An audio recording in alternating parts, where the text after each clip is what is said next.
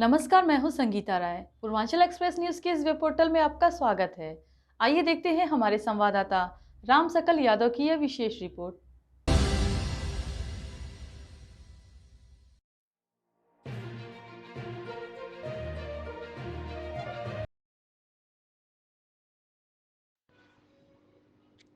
पवई थाना क्षेत्र के सरायपुर चट्टी पर रोड के किनारे स्थित मिठाई की दुकान में 50 वर्षीय मिठाई विक्रेता रमाशंकर यादव 50 वर्ष पुत्र स्वर्गीय वंशराज यादव निवासी सरायपुर की धारदार हथियार से चेहरे पर वार कर और सिर कूचकर हत्या कर दी गई। रोज सुबह की तरह वो नहीं उठने पर मच्छरदानी के अंदर जब लोगों ने रजाई उठाकर देखा तब रक्त रंजित शव देखकर सन्न रह गए।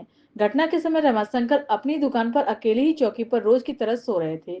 करीब 20 वर्षों से वह दुकान चलाकर इसी प्रकार से अकेले सोते थे। बीती रात घटनास्थल से करीब 5 किलोमीटर दूर बुकली गांव में शादी में शामिल होने गए थे। वहां देर रात घर लौटे थे। घटनास्थल से करीब 200 मीटर दूर स्थित अपने घर पर रात में गए थे और भट्टी जलाने के लिए उपली लेकर अकेले साइकिल से दुकान पर आए थे और इसके बाद रोज की तरह अकेले ही दुकान पर सो गए थे। करीब 20 वर्षों से ऐसे ही अकेले वह दुकान पर सोते थे।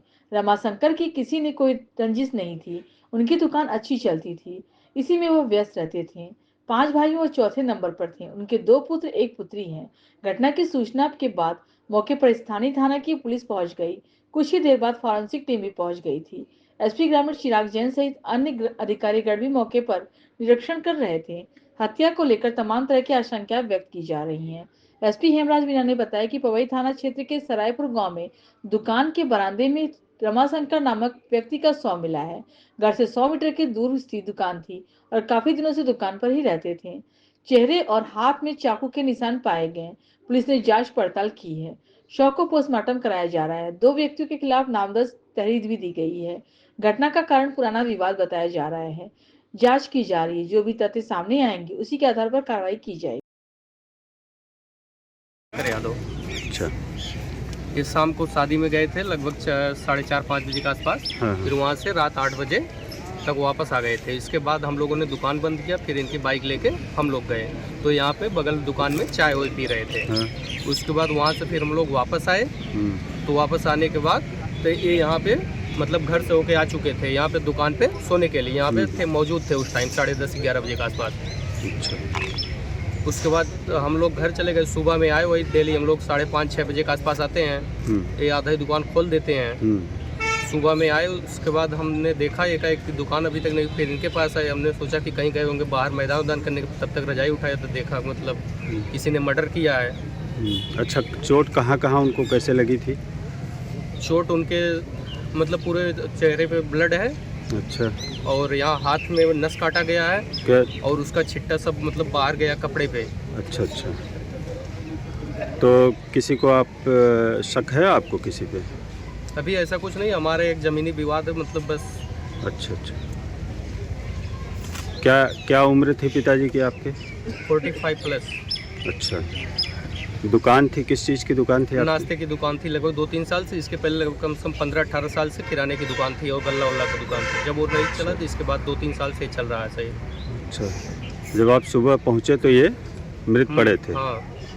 अच्छा अच्छा। पूरी तरह से लथपथ खून से। तो आपने पहले किसको सूचना दिया? हमने मतलब सूचना तो नहीं दिया क्योंकि हमारी मोबाइल स्विच ऑफ हो चुकी थी। अच्छा अच्छा। तो हमने मतलब यहाँ पे रोना शुरू किया तो आसपास वाले आए। आसपास वाले तो इसके बाद पहुंचे? हमारा घर ही 100 मीटर दूर है तो घर वाले भी आ गए। अच्छा अच्छा। तो पवई थाना क्षेत्र में एक जलपान की दुकान में वो मिला है।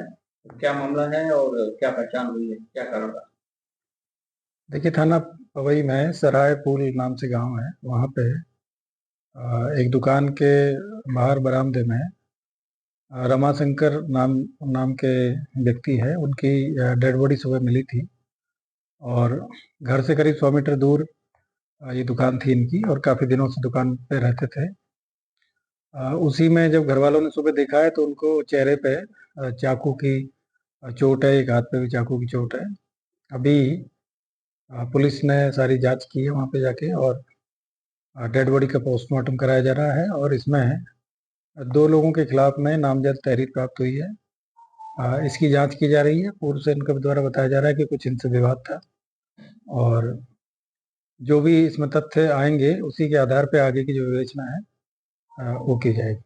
तो टोटल विषय क्या है और किस कारण से ये निकल लगा, जमीनी विवाद है या क्या है? पूर्व में आपस में इनका विवाद है, उसकी हम जांच कर रहे हैं। अभी प्रथम दृष्टया उन्होंने 2 लोगों को आरोपित किया है और उनके खिलाफ नामजद तहरीर इसमें दिया है। इन सभी तथ्यों की जांच की जा रही है कि जो लोगों के ऊपर आरोप लगाया गया है उन पे किस वजह से आरोप लगाया है और आगे इसमें पीएम पोस्टमार्टम की कार्रवाई के बाद में आगे इसमें कार्रवाई की जाए। वो हिरासत में लिया है? नहीं, अभी तक कोई हिरासत नहीं।